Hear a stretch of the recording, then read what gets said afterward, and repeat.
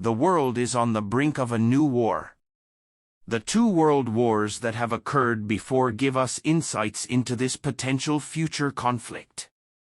The main cause of the First World War was the issue of capital distribution. The competition between countries in search of raw materials led us to the First World War. Another cause of war was the security problem in Europe. Today, we see that both of these issues are present. Former U.S. President Donald Trump said, "World War III has never been this close." North Korean leader Kim Jong-un said, "We are on the brink of World War III. Everyone must be ready." However, the destruction of this war will be very different from previous wars. Russian Foreign Minister Sergei Lavrov stated, "If World War III breaks out, the nuclear consequences of this war will be devastating for the world." The rapid production of nuclear weapons by states is the biggest indicator of this impending war. The number of nuclear weapons held by countries is as follows.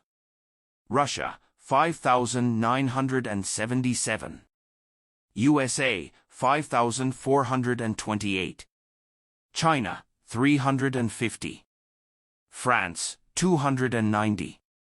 United Kingdom, 225. Pakistan, 165. India, 160. Israel, 90. North Korea, 20. So, in a possible world war, what will the sides look like? Ukraine and Russia have been interconnected for centuries. During the Soviet Union era, Ukraine was part of the USSR. With the dissolution of the USSR in 1991, Ukraine became an independent state. However, Russia has not fully accepted Ukraine's independence and its orientation toward the West in the post-Soviet era. Since the 2000s, Ukraine has expressed a desire to establish closer relations with the European Union and NATO. Russia viewed Ukraine's NATO membership as a threat to its national security. Especially after the ousting of the pro-Russian President Viktor Yanukovych in 2014, relations with the West deepened. In 2014, Russia annexed Crimea, which was part of Ukraine. This annexation was widely condemned by the international community. The annexation of Crimea further heightened tensions between Ukraine and Russia. After the annexation of Crimea, pro-Russian separatists rose up in the eastern Ukrainian regions of Donetsk and Luhansk. It is believed that these separatists are supported by Russia.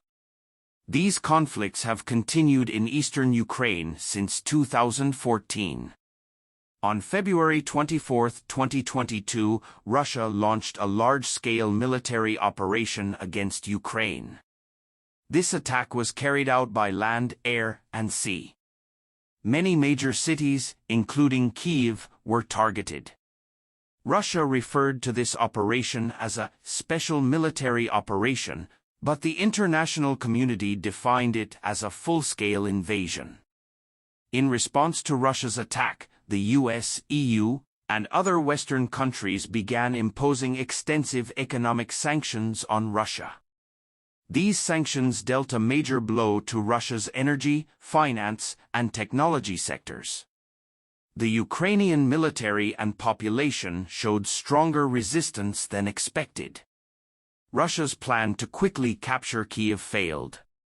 Ukraine continued to resist Russia with the military aid and technology it received from Western countries. There were several attempts at negotiations in the early months of the war, but no concrete peace agreement was reached. Both sides suffered heavy losses in the war, but the fighting continued. The Russia-Ukraine war has had not only regional but also global repercussions. Energy crises, rising food prices, and millions of Ukrainians becoming refugees caused the war to have a significant impact worldwide. In particular, Russia's restrictions on grain exports and Ukraine's status as a major agricultural country triggered a global food crisis. The tension between Israel and Iran has significantly escalated in 2024. In retaliation for Israel's attacks on military targets in Syria, Iran carried out drone, UAV, and missile strikes. These attacks gained particular attention with the large-scale drone and missile strikes conducted by Iran in April 2024. The Israeli military stated that it intercepted and destroyed the majority of these attacks with its air defense systems.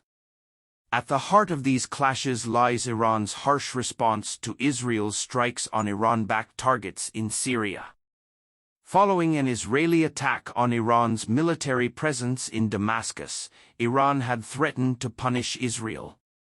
In response, Israel declared that it was prepared for a potential Iranian attack and strengthened its defense strategies.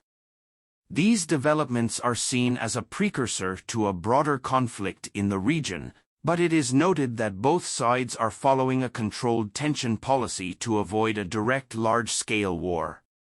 The economic tension between the United States and China, from the late 20th century to the present, has been shaped primarily by global trade, technology, and geopolitical issues.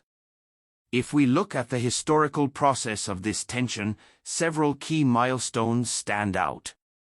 In the 1970s, economic relations between the U.S. and China began with President Richard Nixon's visit to China in 1972.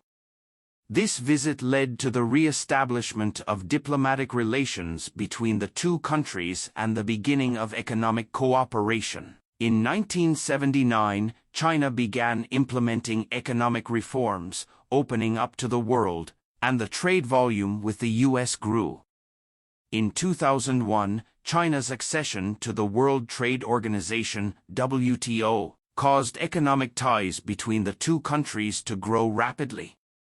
China became a global production hub and began offering cheap products to U.S. markets. During this period, China strengthened its economy by running a trade surplus with the U.S., but this also resulted in job losses and a decline in manufacturing in the U.S. By the 2010s, the trade deficit between the U.S. and China had become a significant issue. The U.S. accused China of unfair trade practices, intellectual property theft, and market manipulation. China's technological rise, especially with firms like Huawei leading in 5G technology, led the U.S. to take stringent measures against China. During President Donald Trump's term, economic tensions between the U.S. and China reached their peak. In 2018, the Trump administration imposed high tariffs on China. In response, China also imposed additional tariffs on U.S. goods. This process was dubbed a trade war, and trade relations between the two countries became strained.